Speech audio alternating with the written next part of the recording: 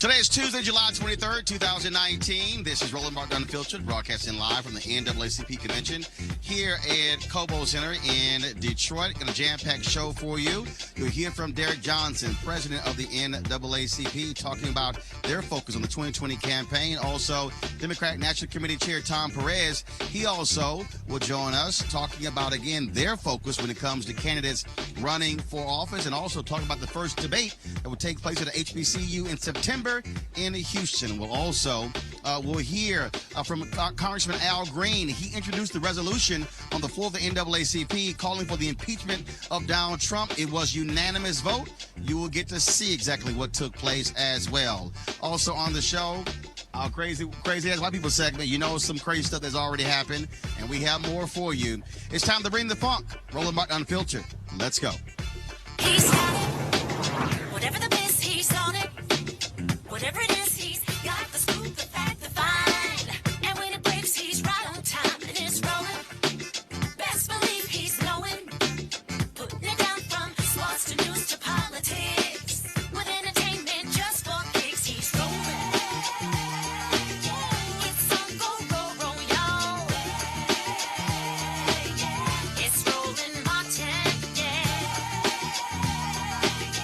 rolling with Roland now. He's funk, he's fresh, he's real, the best, you know he's Roland Martin now.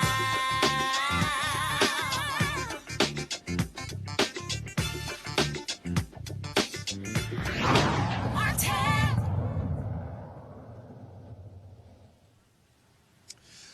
All right, folks, we're here in Detroit for the 110th annual NAACP convention.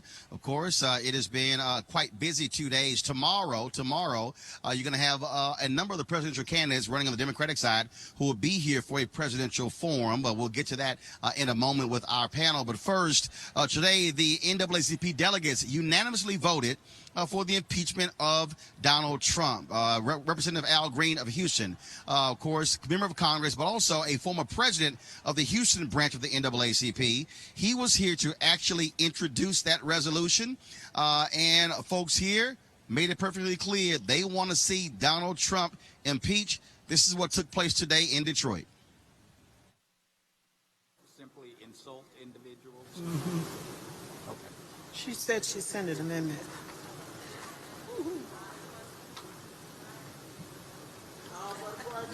Question has been called. Cut off debate on the emergency resolution. All those in favor, raise your voting card. Those opposed? Debate is cut. Debate has ended. We're now voting on the emergency resolution as amended. All those in favor, raise your voting card. All those opposed? The chair declares that this resolution has passed unanimously.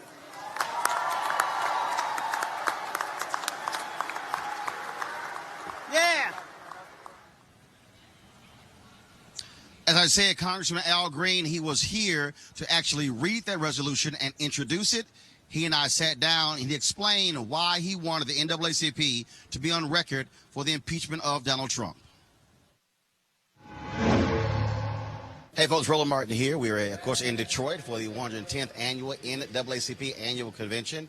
And right now, of course, they're about to vote on various resolutions. Joining us right now, a former president of NAACP branch in Houston, now Congressman from Houston, Al Green. How you doing? I'm doing quite well, better than I deserve, dear brother. Thank you for all that you do. Many people don't know of your great works in the human rights, civil rights movement to the extent that I do. I want the world to know that I appreciate you. I appreciate it. Thank you so very much. Let's get right to it. You just finished speaking on stage, speaking to a resolution for the NAACP calling for the impeachment of Donald Trump. Why is it important, even though the NAACP is a nonpartisan organization, why is it important from your vantage point that they support that resolution and pass it? Well, thank you. The NAACP is maintaining its position of being nonpartisan. That's a nonpartisan resolution. It's not about Democrats, it's about democracy. It's not about Republicans, it's about the Republic.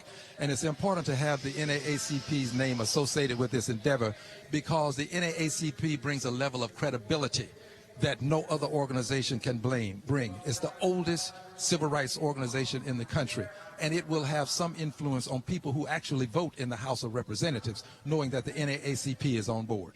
Obviously, you had less than 100 folks who voted for it, but since you have an additional number of Democrats who come out for this as well, Robert Mueller is testifying tomorrow as well.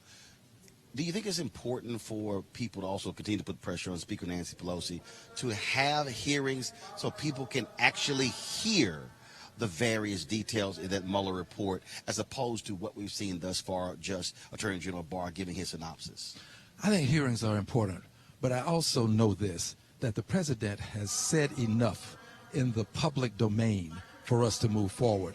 The president can be impeached for his bigotry. Andrew Johnson was impeached for bigotry in 1868. I believe it would be far better for us to impeach him for his bigotry than obstruction of justice. Now, I was the first to call for his impeachment for obstruction of justice on the House floor, but I understand now that this is an opportunity for us to send a message to those who will look through the vista of time in terms of how we attack bigotry. Those who tolerate bigotry perpetuate bigotry. We should not allow it to perpetuate. We can actually impeach a president for it. We just have to demand it. I assure you, if this president behaved this way and he were a certain other president, let's just call him President Obama, he would be impeached just for what he has said. Do you also believe that this emboldens him by having essentially no repercussions against him for his actions? You are so correct, eminently so. When he sees that there are no guardrails, it does embolden him. He has become now a president who believes that he can do pretty much anything that he wants. And by the way, that's what he's doing. When he says go back, that's a trope that you and I understand has been used many times against us personally, and it is something that sends a message to another group of people in society who didn't want us to be here in the first place. Those people then become activated. He incites hate. We must not allow him to finish his presidency without our having had our last word, which is impeachment. Last question for you, and then you have to get back to Washington, D.C. Let's talk about your thoughts on the cowardice of Republicans who are unwilling to really stand up in significant numbers. Only 4 voted for the Democratic resolution to condemn his racist tweets. Many are offering all kind of excuses. That, to me, again, shows exactly where the Republican Party is today in 2019, that they as a party would not condemn clear, undeniable racism from this man. History will not be kind to the Republican Party for its lack of standing up for the American people. You're not standing up for black people.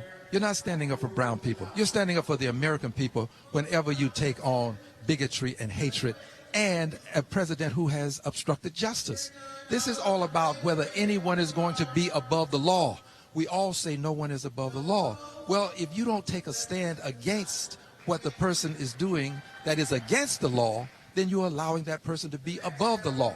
We ought not allow this to happen. I don't think history is going to be kind to Republicans. Now, having said that, I have to say this.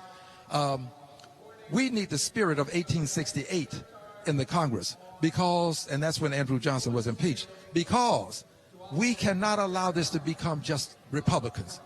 Democrats have got to get on the impeachment bandwagon as well.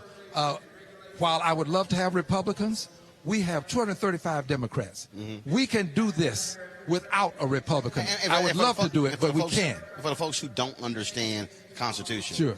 House impeaches, Senate convicts, exactly, or finds not guilty. So the reality is, so when you say impeached, he could be impeached in the House. That goes down, obviously, for record. The conviction comes in the Senate. That's where the removal comes in. Absolutely correct. And Andrew Johnson, who was impeached, did not win his next election, by the way.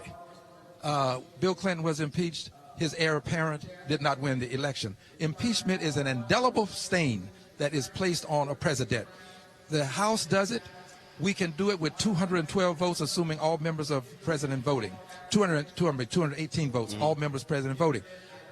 We in the House can take up this with or without Republican support, and we can pass impeachment with or without Republican support. And you don't. And again, first of all, your job in the House is to do the business of the House. When you hear Speaker Pelosi say, "Well, the Senate's not going to convict, it's a waste of time," that to me is the equivalent of saying, "Well, you could pass a bill which Democrats have done in the House, and McConnell doesn't take up." So what does that mean? You don't take up any bills in the House?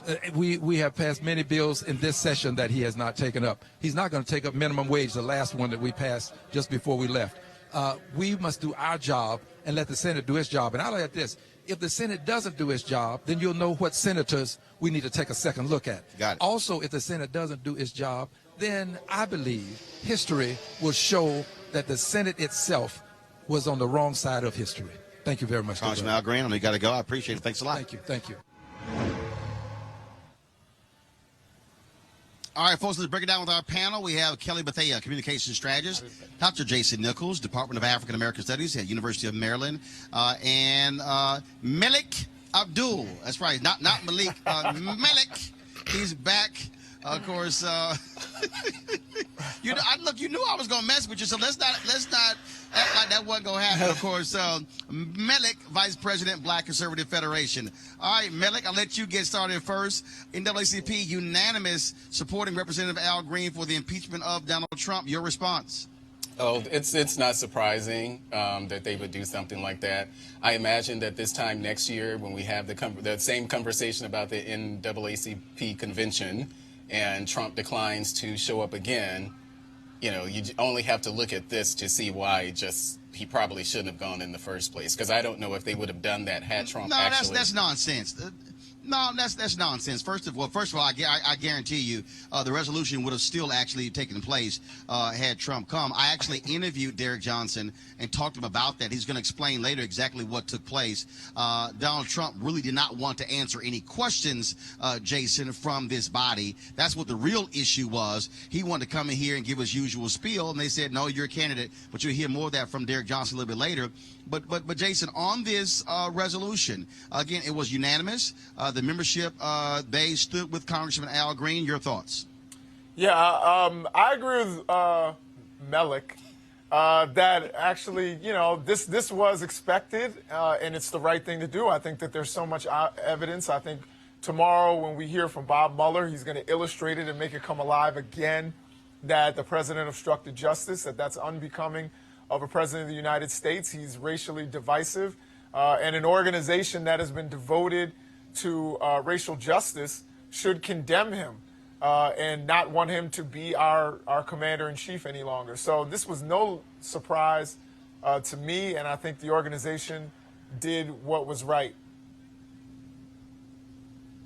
So, Kelly, when you look at this resolution, bottom line is, if you listen to Congressman Al Green, he wasn't just talking about what took place in 2016 with Russia. He talked about the bigoted comments from this particular president, his behavior, how he has acted. He said that's what he should be impeached for. Your thoughts on this NAACP resolution? I couldn't agree more with it. I mean, we have not just, like Al Green said, we have years now of behavior and lies and situations in which, if it were any other person in this office, he or she would have been impeached by now. They probably wouldn't have even been elected by now. So the fact that we are this far along and still nothing has been done, we are getting closer, according to what I recall Al Green saying. We now have more votes than the last time there was a vote regarding impeachment. So we have more coming together in terms of making this an initiative. But I think we're behind the ball on this as Democrats. This should have happened in 2016 before, we had this mess. Well, but here's the deal, though. The reality is, first of all, in 2016, Democrats did control the House. Okay, so Democrats didn't get control of the House until after 2018. So this wasn't going to happen in 2016. Republicans certainly were not going to do it. Now, of course, you have Robert Mueller who's going to be testifying tomorrow. And so people are going to actually hear from him about what his report said, not an analysis, not an opinion from William Malik, but actually from the guy who actually led it. And the White House, of course, who's trying their best to stun it. They have sent a letter saying that he cannot answer any questions that go outside of the report, claiming executive privilege. What the hell is that all about? Well, I'm not really sure what's the standard or really why he would answer. There is none. Well, they're making it up. Yeah, but I'm just not sure why he would answer. What he's there to testify about his, couple of year-long investigation, and I'm just not sure what benefit there would be for him to talk about things outside of the investigation. So I don't necessarily disagree with what the White House is pushing back against in that sense. But what I will say... Are you serious? Come on, Malik. Are you serious? But look, they have been trying to extend executive privilege to every person, even people who don't even work for the White House anymore. Okay, so they're trying to extend this in areas that are nonsensical. Yeah, I mean, and I don't, again, I haven't followed it closely enough to see what things they're actually claiming executive privilege over, but I just don't know why would Mueller answer questions that are outside of the investigation, because that's the only thing that we're talking about, the investigation. So I'm just not sure why he would answer questions outside of that. Well, fine, Jason. Leave it up to him to answer whatever questions he wants, but to have the Department of Justice weigh in telling him what he can and cannot answer shows this administration wants to control everything, and they're frankly going really way beyond what the law says. Absolutely. They are 100% very scared that Bob Mueller is actually going to be speaking. But to be honest, Roland, I think what's in the report is enough. I think when Americans actually hear, because people heard the spin, they heard, news organizations try to show both sides. They heard the White House talking points from other organizations. They heard the president saying he was totally exonerated. This is going to tear the skirt off, and we're going to see the bare naked report coming from the man who wrote it. And I think that that's going to be enough when people see how this man obstructed justice. Of course, he's always going to have his cult-like followers, but there are people out there who are going to be swayed by hearing Bob Mueller's voice actually say what was in the report. So I don't even think we actually need to hear any extra dirt that's lying under the carpet. I think that there's plenty on the surface. All right then, folks. Again, also here in Detroit, I had a chance to talk with Tom Perez, who is the chair of the Democratic National Committee. He spoke to the NAACP delegates, and here is our conversation. Joining us right now, folks, is Tom Perez. Of course, he is the chairman of the Democratic National Committee. How you doing? Take a seat right here, sir. Good to have you here. Great to be with you. Glad to see you. First and foremost, I just chatted with Congressman Al Green here. Your thoughts on his continuing push, calling for the impeachment of President Trump, and trying to get this body to actually pass a resolution endorsing that. Well, I think tomorrow is going to be important because we need to hear from Director Mueller. I was a prosecutor at the Department of Justice for a long time. I did public corruption cases, Roland. I had a lot of people who would come to me and say, you've got to indict this person tomorrow. And I understood that instinct because there was frequently a cloud of uncertainty that hung over it.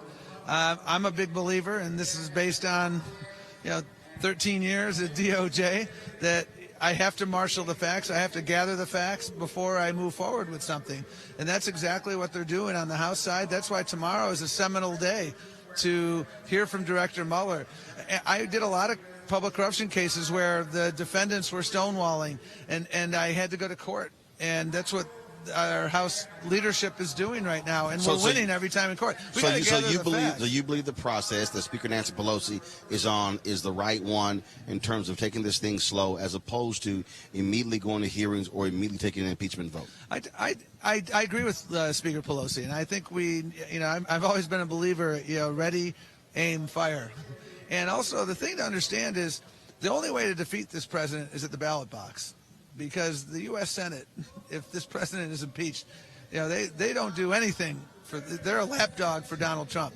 And so I want to make sure my focus as DNC chair is I got 489 days till the weekend. And my focus every single day is to make sure that we are organizing people. That's why we're here at the conference. That's why we're coming back next week for the second Democratic Party debate. Places like Michigan, Detroit in particular, are critical to our success. We're organizing early, and that's what we have to do to win is to get into every community, articulate our values, listen, and fight for those issues that matter most to people. Let's talk about the presidential race. Obviously, you have a ton of people who are running. I think is it 25, 26? I know Congressman Eric Swalwell has dropped out. You've had some people critical of the rules. I just saw Governor Bullock on ABC this week on Sunday when I was on, complaining about that. Is that winnowing process important, establishing who doesn't meet a certain threshold? Because, again, at the end of the day, if you've got 10, 12 people who are not even getting 1%, does it make sense for them to be on the stage? And so talk about that winnowing process that you have. Well, let me talk about our North Star first. Our North Star principle during this primary process has been we want to be fair to every single person who's running. We want to be fair in fact, fair in perception. And so back in January or February, we set forth the rules for the June debates. And they were inclusive, and I'm proud that they were inclusive because early on, I don't want to just have a polling threshold, Roland, because that just measures name ID in many cases. So we did something unprecedented. We gave people a polling pathway to the debate stage, and we gave people a grassroots fundraising pathway. We said for these first two debates, 1% in 3 polls or 65,000 donors. And we wanted to return power to the grassroots. From a certain number of states as well. And including at least 200 from no less than 20 states. And we got that from the 1971 public campaign finance law that Congress passed. So you're trying to show breadth of one's appeal. And also, if you want to win the presidency, you got to connect with the grassroots. Right. One of the most prolific grassroots fundraisers in politics right now is Donald Trump. And I've heard some criticism from some candidates saying that, well, this is too hard. And with all due respect, if you can't connect with the grassroots, then that's a real problem. And so we've set forth those two, the threshold for June and July. Now in September, it moves up, and that happens every debate cycle, every primary cycle. The closer you get to the Iowa and New Hampshire, the higher the bar is. And so for September, you need 2% and, not or, 2% and 130,000 unique voters, including 400 from 20 states. And if you've got 100,000 today, all you need is another 30. It doesn't go back to zero. So let's talk about the September debate that's going to take place at Texas Southern University, my hometown in Houston, HBCU there as well. So explain to the folks. I know we've been communicating. Yeah. So it's also happening on a Thursday and a Friday, same time as Congressional Black Caucus Foundation, ALC. So explain to folks who have no idea. Yeah. Was that a DNC decision? Was that an ABC decision? How did that come about? Right, we were in contact with the CBC Foundation in connection with this, and here's the challenge: we have a network, ABC, that's willing to give us 2 weeknights in a row.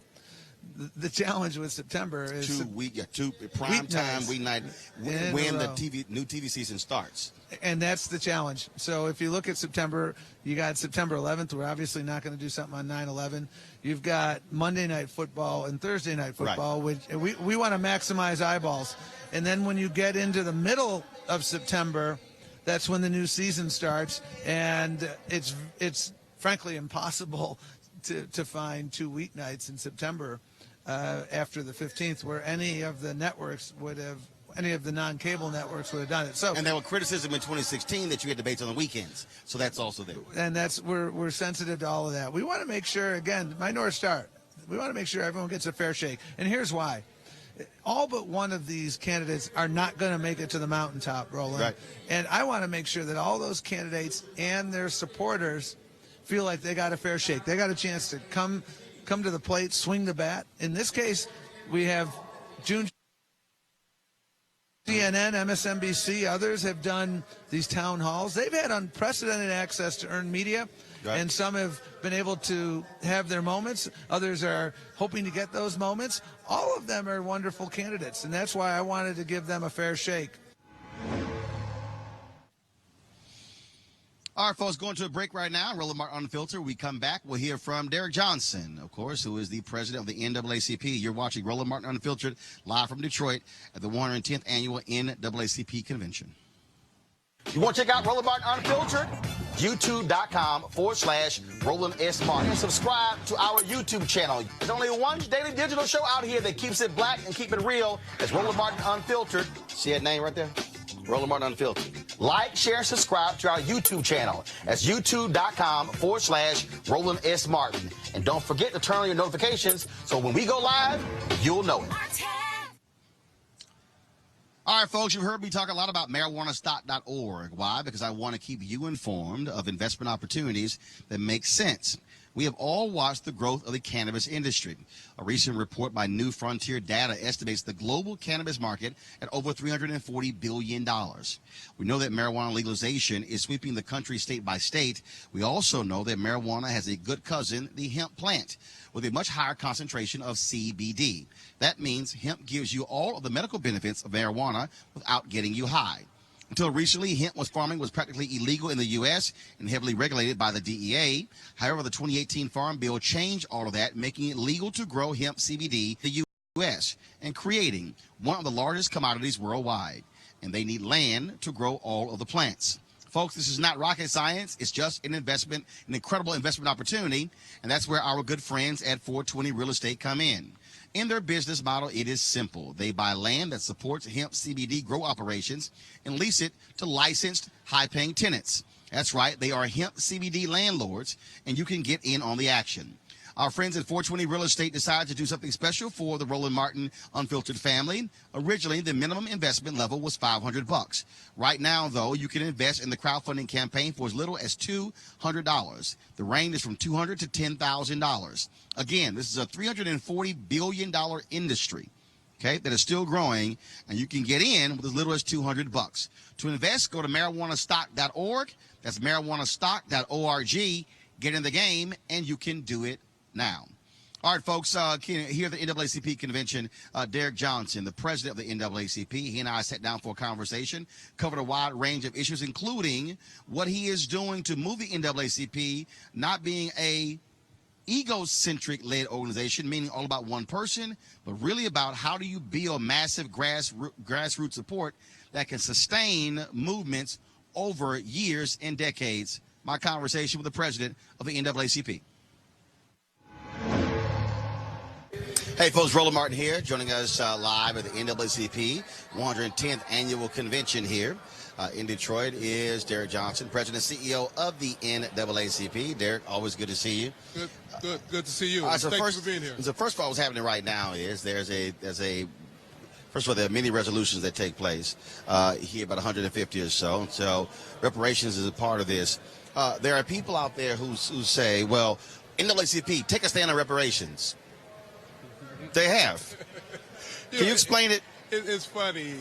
From the very beginning of Congressman John Conyers introducing House Bill 40, I think in 1972, NAACP has been in support of the position of reparations, particularly the position of a study to understand how reparations should be dealt with in this nation. We were on the forefront of the conversation before it became a national conversation. So for those who say, why don't we take a stand, we've already taken a stand. We've taken a stand perhaps before many of them were even born.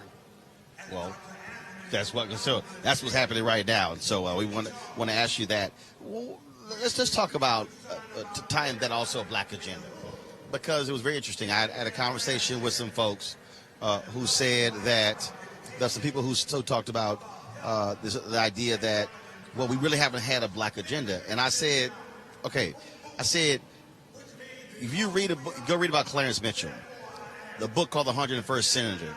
You even go further back. You could talk about A. Philip Randolph. You've had consistent. First of all, you go back to Robert Abbott, Chicago defender. I mean, we can go on and on and on. I mean, the reality is you've had black folks presenting a black agenda for centuries. It's not a new phenomenon that individuals making noise about the need for a position that covers all black folks. The problem with that notion, we're not a monolith. But also, understanding our history, we've always had organizations that were representative bodies like the NAACP, where individuals come from across the country. For us, it's 2,200 units in 47 states that come together and vote on our policies, positions, and priorities. You have other organizations, you have fraternities, you have sororities that adopt positions. And if you look at all the positions our organizations adopt, you take away much of the semantics and some nuances, we're all saying the same thing. That's our agenda. It has been that way ever since the Black Convention of 72. It has been that when people align behind either Booker T. Washington or Du Bois. Those are all black agendas or positions around policy issues. The real question is, stop having arguments about the ancillary and the vehicles and get involved with the substance and pushing for the outcome. Yeah, and that's the key, because, again, there have been presentation of black agendas, but then after the election is over, how do folks then mobilize and organize to actually make it happen? I raised the point of Clarence Mitchell. Many people have no idea who he was. But when it came to civil rights legislation, you had people who were out there who were marching. You had people out there who were protesting. But there had to be somebody who was in D.C. walking the halls of Congress, literally meeting with people, going over language. That's what his job is. And so that's the dirty work of policy. You can't just say, demand it from a candidate. Are you going to be there after they win every day? Every day pushing, and when one little word is changed, no, you're fighting over that word. That's what people, I think, don't understand about how it becomes reality. You know, it is also one of these problems we have with the notion of an egocentric model of leadership. Everyone is looking for, not everyone, many people are looking for that charismatic personality who puts together this big event, this march, this demonstration, this protest.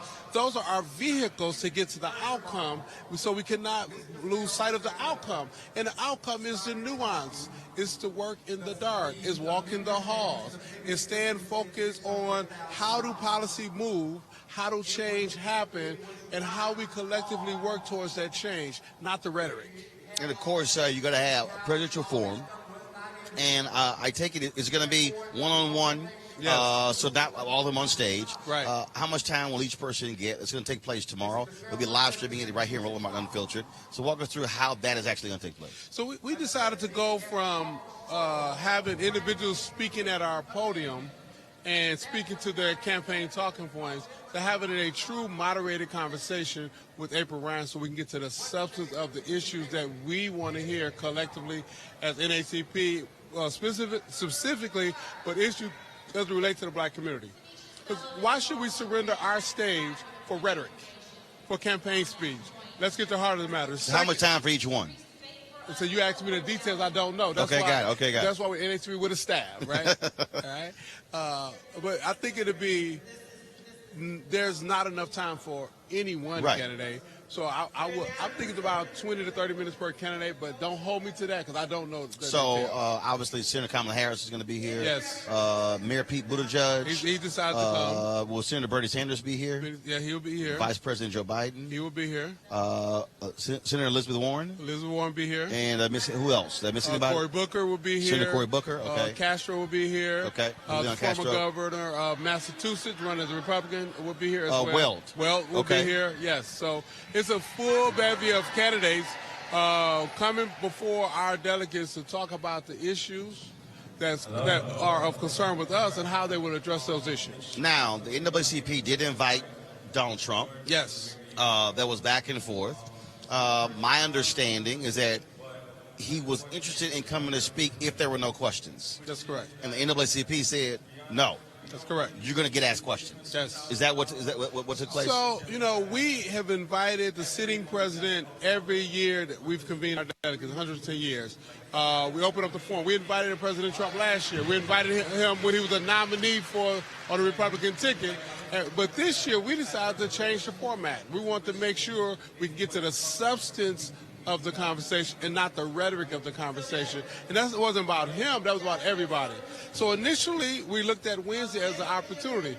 They came back to us after 5 months of not hearing anything and decided to let us know they were interested in coming, but Wednesday wouldn't work. Fine. Could we do something early in the week? They came back, they asked for Sunday, said, well, that's not an option. So we narrowed down to Tuesday. And because Tuesday was a place that we could fix the agenda. And then we said it would be a moderated conversation. Well, no, we want to come back on Wednesday. You can't come on Wednesday now because we've populated that schedule. So you got Tuesday, it's a moderated conversation. And once they find out that, they say, well, we don't want to do that. We want to have the original conversation of him coming and presenting to the delegate. I said, well, that's not an option because he's now a candidate, and we're treating all the candidates the same. The only deviation we're going to do for you is allow you to come Tuesday and not Wednesday. So what you're saying is that because it's a presidential election and he's already announced his running, even though he is the sitting president, you're treating him as a candidate, saying, okay, if you come, you have to abide by the rules of the other candidates where you were asked questions. So let's say it was last year. It was you in San Antonio. He wasn't a candidate. That would have been a traditional speech. It could have been, right? Gotcha. If we decided to allow that type of format. Right. Got it. You know, we are obligated, and I think it is necessary for us to extend across political party lines and especially to the sitting president. But we're not obligated to have any particular format because it's our stage. Right. And we're going to control our stage. And because this particular president has yet showed the discipline not to use the microphone for a political purpose, we will continue to hold him to a standard of a moderated conversation. Well, look, I'm on the board of the National Association of Black Journalists. Whenever we invite the president or even any candidates, minority journalism organizations who ask them questions. Right. And so that's the deal. So, if you're going to come, not just give a speech, and that's how it is.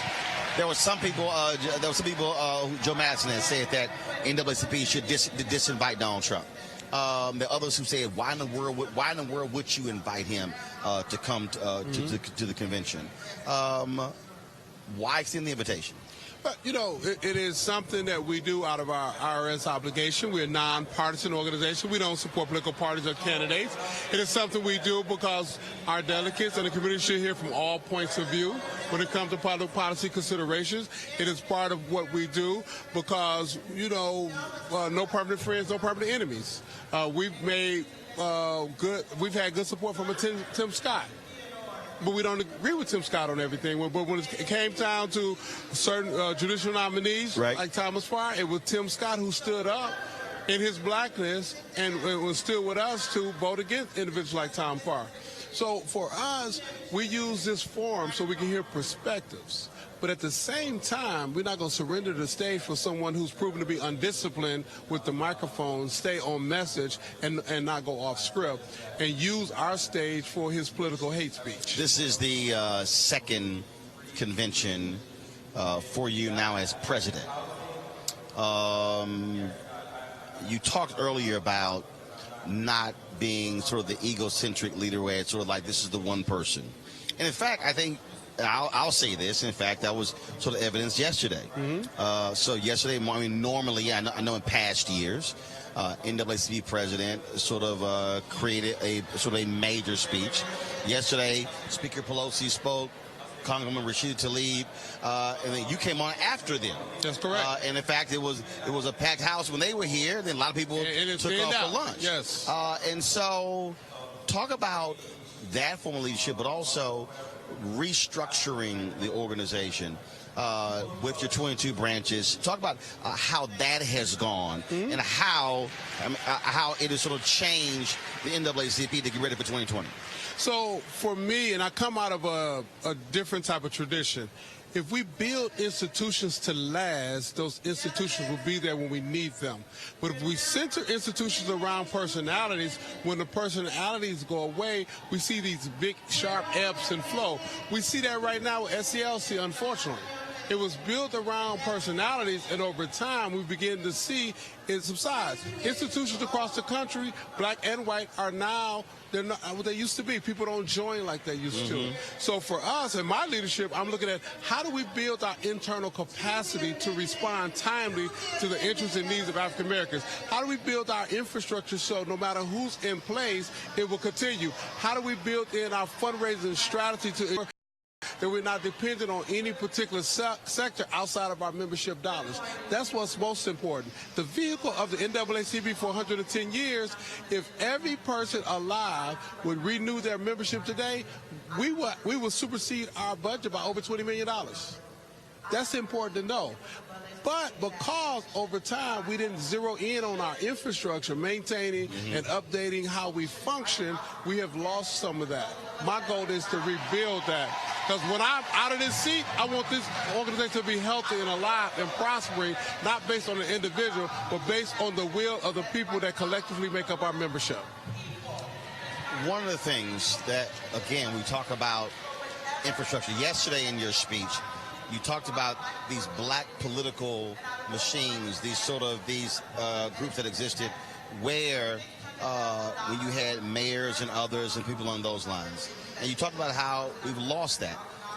I have been yelling for years. When I talk about Divine Nine, I spoke to the Deltas this year.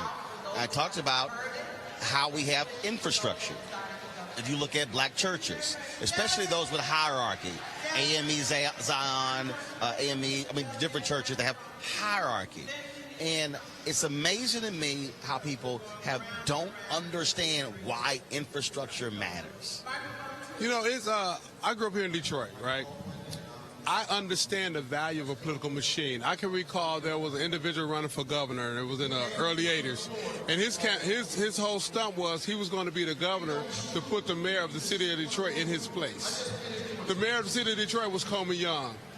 Coleman Young had a true machine. He took him on a challenge. And on election day, every city vehicle that had gas in it drove up and down the street, pushing people out to the polls, including garbage trucks, had big signs on the side, "Go vote today." When the election was over, that particular candidate was defeated by far because of the huge increase of turnout in the city of Detroit. Coleman Young's response was, "I guess I was the mayor of the city of Detroit that's sitting there want to be governor back home." That's political power. That's political infrastructure. If we had that, then we could grow more jobs for black folks.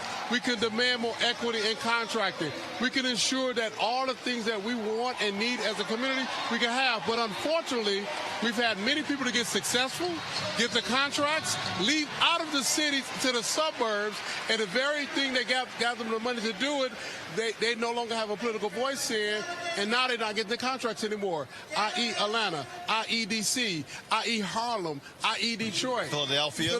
We can go down, Gary, Indiana. That is the loss of political infrastructure, and that loss of political infrastructure means the loss of jobs, a loss of contracts, entrepreneurship. We can ill afford to continue to go down that path. Last question for you, and that is looking for the 2020. And again, there was a drop, 2.4% drop of black voters in 2016 from who voted for with Obama in 2012. What is absolutely needed to get folks to understand why that vote absolutely matters and how it must be, folks must be registered, but it must be mobilized and organized, because you can register folks to vote, but then you'll get them to the polls. Yes. That means you just register them to vote. So this convention kicks off our work for 2020. We're starting now for 2020 election. We've got a data scientists in place. We've identified what we call low propensity voters. These are individuals who are registered to vote and are voting. If we bump that needle 1.5%, 2%, 3% in targeted areas, we win every election that we think we should win, bar none. These are African Americans, because we don't have to tell African Americans how to vote. We're going to vote the way we need to in terms of our interests. Right. But on top of that, we're asking people to text to the number 40649 WIN. WIN. 40649 WIN. And once you text it, you sign up. We're going to tell you the 10 people in your immediate neighborhood who are registered to vote, but they don't vote, and we need to get them out. And some people are going to be shocked, because it's going to be their neighbor, it's going to be their child or their husband, because in this relational organizing model that we're doing, it's not based on a personality, it's not based on the event, it's based on neighbor talking to neighbor, family talking to neighbor to go to the polls, and we've purchased and built out the technology, one of our infrastructure fix, to identify who that is. All right. Well, sure looking forward to that. All right. Derek, thanks a bunch. Thank you. Always a pleasure. Take care. All right, folks, there have been any number of sessions taking place all throughout the NAACP convention yesterday and today, continuing education, but also those dealing with issue of criminal justice, and also how do we get folks activated to push those issues. Yusef Salam, one of the Generated Five, he was on a panel today, along with the sheriff here in Wayne County, Benny Napoleon. The moderator was Jamira Burley, so y'all know Jamira. Come on, Jamira. You often have seen her on my show. She hasn't been on lately because, you know, she's now in New York working for a UN agency there, and so I said, all right, fine, we're here in Detroit, you're here, and let's go ahead and talk to you. I don't know why I talked to her, because she has no sense. She's the queen of shade, but so first of all, let's talk about first. This is a work that you've been involved in for a very long time, from Philadelphia, and so now all of a sudden I think we're at a place where people now understand that criminal justice reform is not about who's in D.C., but really who's on the state level, but who's on the local level, these judges and DAs.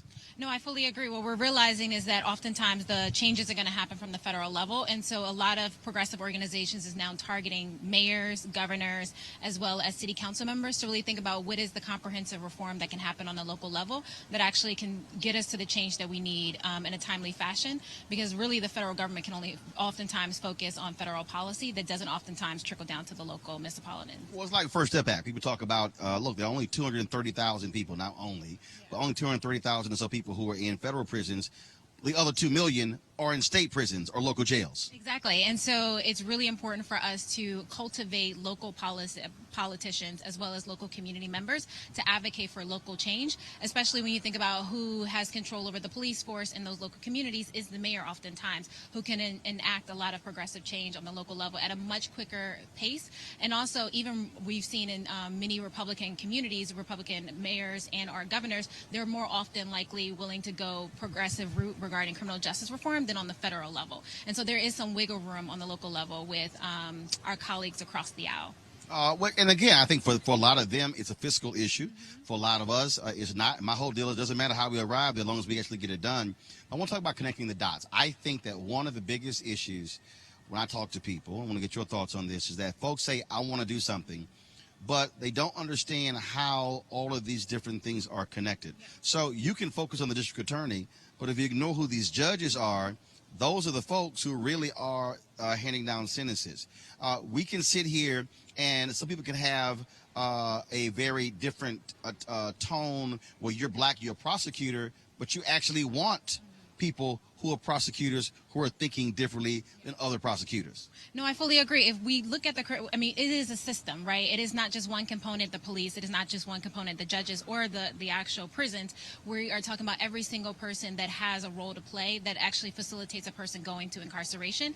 And so we as a community need to look at how do we have a comprehensive approach from looking at how schools do school to prison pipeline, how judges actually do sentencing, how police officers are actually engaging with communities of color, and then oftentimes when folks do get arrested, is there systems in place that actually allows for those folks to get reintegrated back into society and get a job versus get rearrested? So it's so many different pieces to the puzzle, and there is space and opportunity for everyone to get involved. All right. Jamira Burley, I appreciate it. Thanks a bunch. How can folks reach you? You can reach me on Twitter and Instagram at Jamira Burley or JamiraBurley.com. All right. And she'll be a little shady with you, but don't worry about it. That's how she is. I appreciate it. All right. Good seeing you. All right, folks, we got to talk about this crazy-ass story. Normally we have our crazy white people. Okay, wait to my panel weigh in on this. Oh, my God, y'all. This actually happened, okay? In an interview with Gayle King on CBS this morning, R. Kelly's crisis manager, I cannot – when I saw this, somebody sent me this, and I said, this has to be a hoax. It could not be real, okay? So R. Kelly's crisis manager, Daryl Johnson, revealed – you know what? Just play it, and we'll talk about it with our panel. You have a 20-something-year-old daughter. Would you allow her to be alone with Absolutely not. With R. Kelly? I wouldn't leave my daughter with anybody that's accused of pedophilia. Period. So you would not? I would not leave my daughter with anyone that's accused of being a pedophile. I would not. That doesn't seem like a contradiction to you. You're absolutely sitting here defending R. Kelly, but at the same time saying you wouldn't leave your own daughter with him. I wouldn't leave my daughter with anyone. Okay. I'm going to say it again. That's accused of being a pedophile.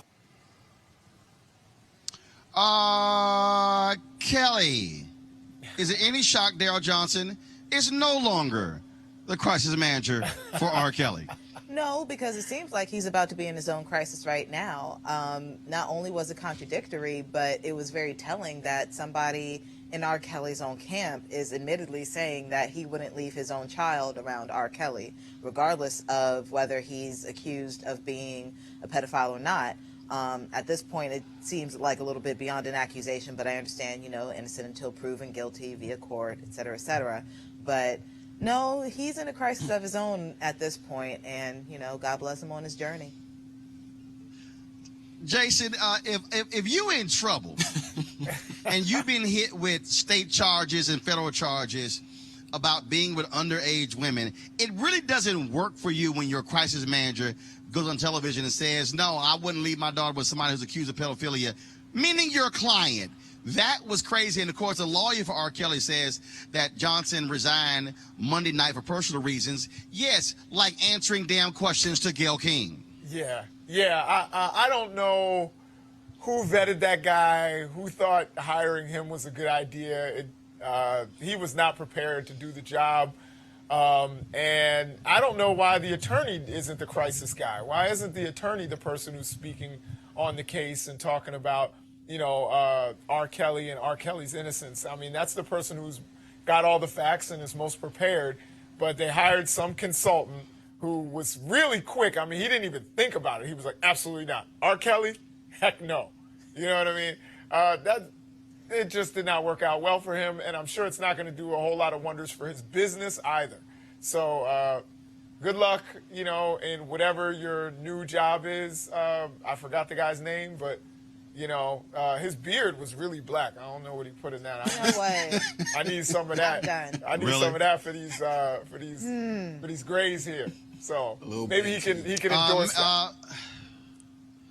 Malik, Bakari Sellers tweeted this. This is what happens when you order your crisis manager off eBay. Oh, no. I mean, I have to agree with him.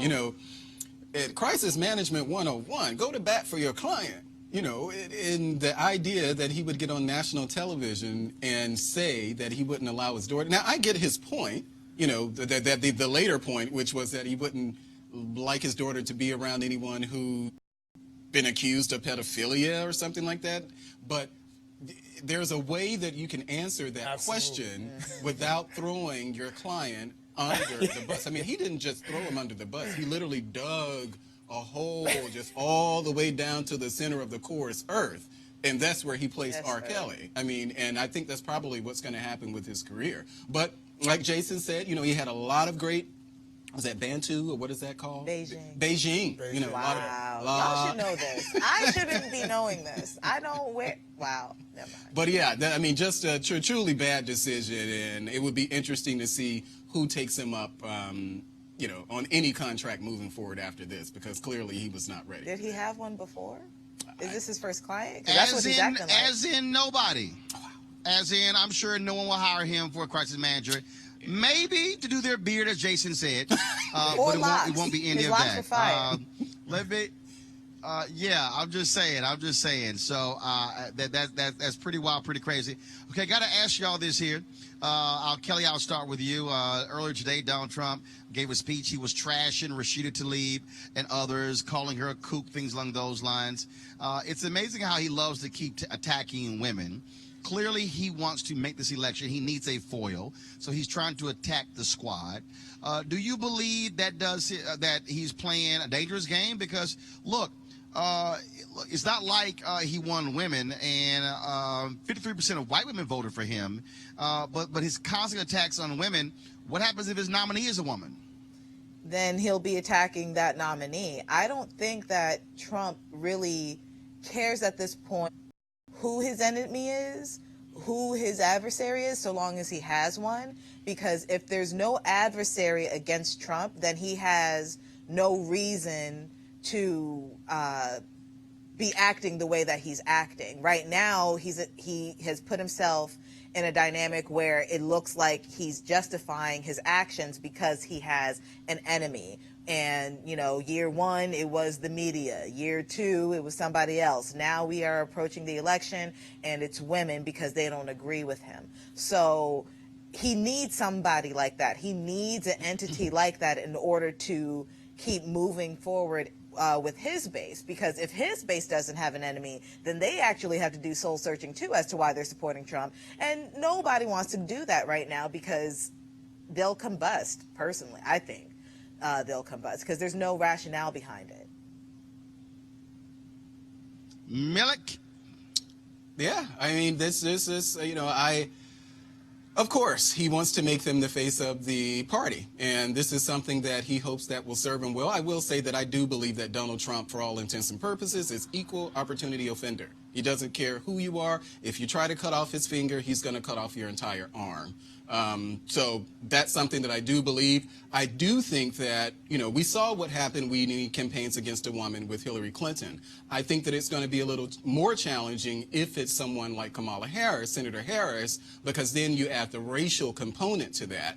And I think that that's something that can kind of really trip him up. And so he would have to be, unfortunately, he would have to be more careful in how he criticizes Kamala Harris than he did Hillary Clinton, simply because of just the racial dynamic. I think that would bolster it. I don't think that would bolster I don't him. think that at all. If Kamala Harris actually becomes the nominee and Trump becomes the nominee for his party, which he will, he's not going to change his trajectory as to how to bully. Right. He only knows how to bully one way, and that's just to attack. If you Jason? I'm sorry.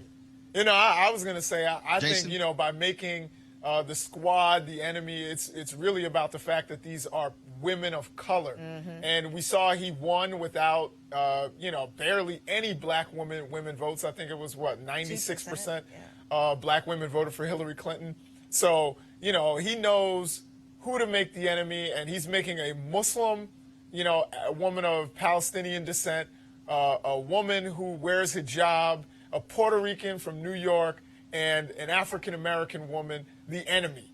And, that works perfectly for his base. That actually may drive his base out quicker. He's saying that they're socialists. This actually plays up. We know he loves racial controversy, and, that drives his base. So I think he actually likes that. Now, on the other side, I think having the squad and them be the targets of Trump's attacks actually can drive our side up. And this is really going to be a challenge in terms of whose base is going to be more galvanized, who's going to drive turnout. That's what this all comes down to. It's all about turnout. And hopefully our side, if it's a woman candidate or even if it's an old white guy, hopefully our side will turn out and, we'll be able to take out Trump, because he's actually sowing the seeds of racial and ethnic division and religious division. That's what he wants. That's what he thrives on. Yep. That's where he went with birtherism. That's what got him into the political arena. So he loves that. Right. Yeah, Final word. Yeah, can I just say, I don't think that... I'm sorry. Go ahead. I don't think that... I'll give you final word. Go ahead, Melik. Yeah, I don't think that it matters that they're persons of color. If you consider what he said about crooked Hillary Clinton, he's talked about Ted Cruz's wife. He talked about Carly Fiorina. So I don't think that it's a person of color thing. This is just Donald Trump. So I'll push back and say that I don't think that, he's trying to, create any racial animus by criticizing them. It's just some of their policies. And you see even people within the policy, within the Democratic Party, actually pushing back on some of the progressive ideals of these particular four women. And so I think he will do well making them the face of the Democratic, and it will serve him well going into the election, and not for racial reasons. It's just he's found it absolutely for racial reasons. Otherwise, he wouldn't have said what he said. All right, Kelly, go ahead. Final comment. Trump is a racist, point blank, period. He has a history of racism. He has physical, written evidence of his racism. His tweets are a litany of racist thought, and he's putting these four women on a pedestal as his enemy because they're women of color, like Jason said, but predominantly they're people of color. Otherwise, he wouldn't have said anything along the lines of go back to where you came from, go back to your country, et cetera, et cetera. That would not have happened. All right. Jason, Kelly, Melik, I appreciate it. Thanks a lot. Thanks for joining us today. Hey, folks, if you want to see what took place at the NAACP today, go to our YouTube channel. We live streamed yesterday's sessions, as well as the keynote speech of Stacey Abrams today. The morning session, Vanita Gupta, she spoke. Tom Perez spoke. Also, the resolutions. You want to check that out because they had a very spirited debate about reparations and also cannabis, including that in this reparations resolution. And so we have that as well. You can see all of that on our YouTube channel. Plus, Joe Madison gave a great speech at the NAACP membership luncheon, and so we have that speech as well. This is why Roland Martin Unfiltered matters, folks. Our team has been here. We have been live streaming these events. All these media people out here, this is so funny. Y'all want to understand why this stuff matters. All these media people start writing all these stories saying the NAACP unanimously approves the resolution to impeach Trump, but none of them were here. None of them. They literally were writing the stories off of the NAACP and Derek Johnson's tweets. Well, guess what? We were in the room. Our cameras were there. And so the only folks who were there recording what was going on and streaming it, Roland Martin Unfiltered, which is why we are here, which is why we need your support to join our Bring the Funk fan club. Every single dollar you give goes to support the show. Now, I've had literally 5 people say, hey, but what about a mug or a T-shirt? Well, the reality is, look, that costs money as well. Every dollar goes right back into the show for us to be able to broadcast from places like this, because we're focused also on 2020, taking this show on the road, going where voters are, hearing from them, doing all kinds of different events. That's what we're all about. So we want you to join our fan club. It's not just about us watching the show, which is great. The bottom line is this costs money. And so we need you to support us. And so our goal is to ask each of our fans who are watching to give $50 each for the course of the year. You can give per month or you can give one time. If you want to give more than that, that's great. We got some people who have given $500, $1,000 or more.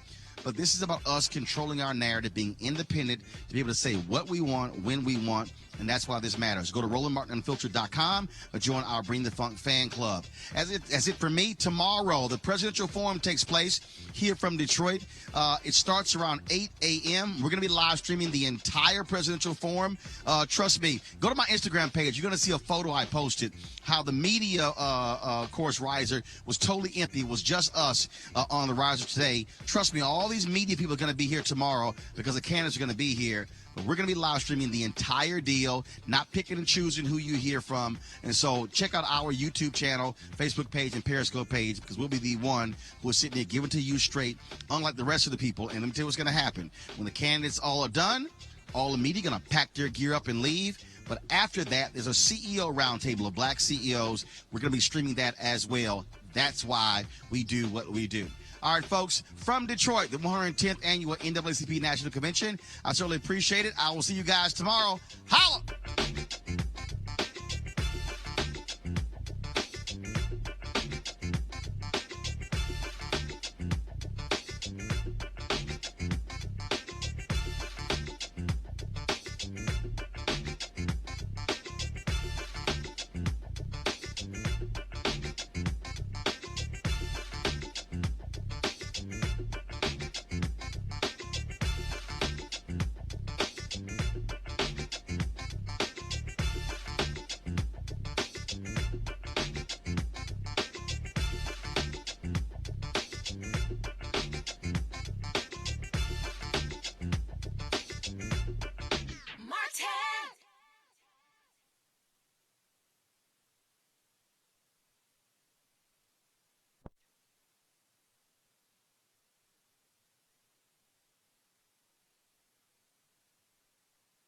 You want to check out Roland Martin Unfiltered?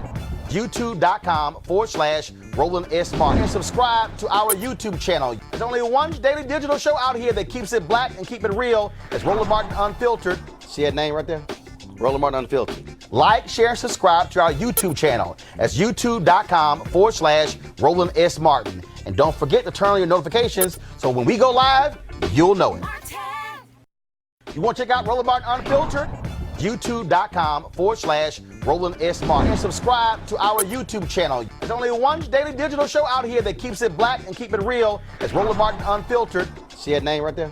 Roland Martin Unfiltered. Like, share, and subscribe to our YouTube channel. That's YouTube.com/Roland S. Martin. And don't forget to turn on your notifications so when we go live, you'll know it. Hey everybody, this is your man Fred Hammond, and you're watching Roland Martin, my man, Unfiltered. Hi, this is Essence Atkins, and you're watching Roland Martin Unfiltered. Hey, yo, Peace World, what's going on? It's the Love King of R&B, Raheem Devon, and you're watching Roland Martin Unfiltered. Hi, my name is Brescia Webb, and you're watching Roland Martin Unfiltered. Well, I like a nice filter usually, but we can be unfiltered. What's going on? This is Tobias Trevelyan, and if you're ready, you are listening to and you are watching Roland Martin Unfiltered. What's up? I'm Lance Gross, and you're watching Roland Martin Unfiltered. Hi, this is Cheryl Lee Ralph, and you are watching Roland Martin Unfiltered. I mean, could it be any other way? Really? It's Roland Martin.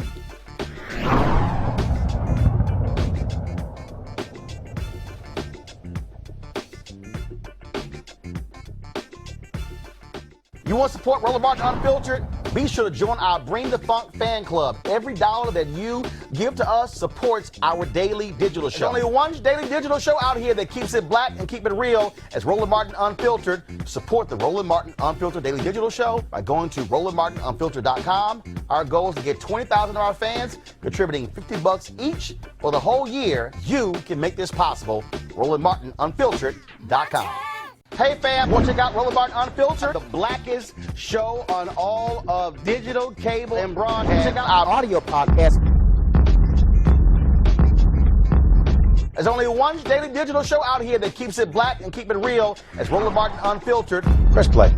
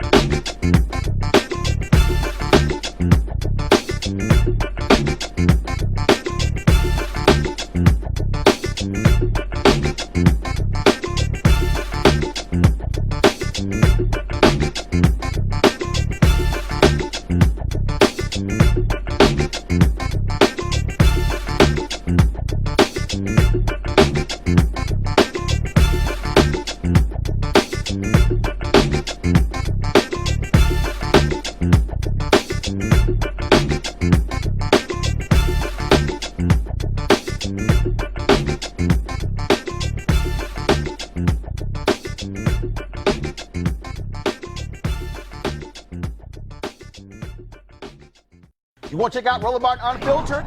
YouTube.com/Roland S. Martin. And subscribe to our YouTube channel. There's only one daily digital show out here that keeps it black and keep it real. It's Roland Martin Unfiltered. See that name right there?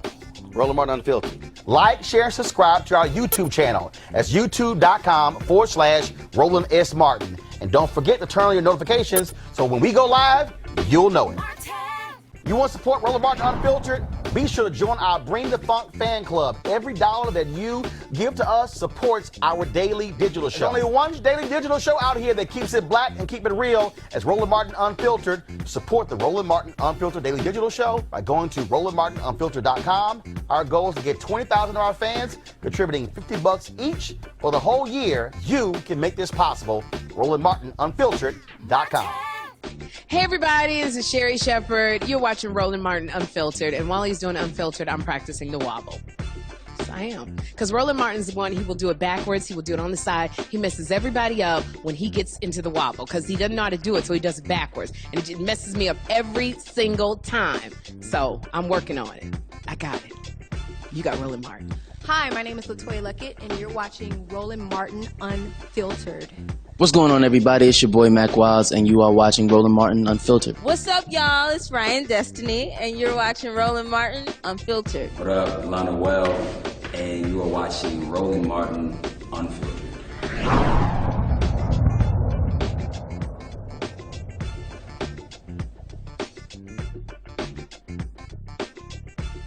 Hey fam, want to check out Roland Martin Unfiltered, the blackest show on all of digital, cable, and broadcast. Check out our audio podcast.